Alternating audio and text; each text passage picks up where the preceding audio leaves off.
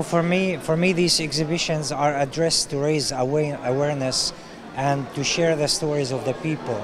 And right now, Turkey, Istanbul is one of the most important cultural places in the world. So for me, having this exhibition here, I succeeded as a photographer to share the stories with the Turkish people.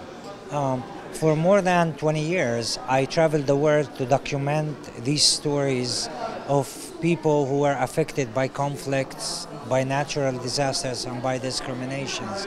I traveled to Europe, to the Middle East, to the US to document these stories, as migration is always forced. Nobody leaves their home unless they are forced to leave their home.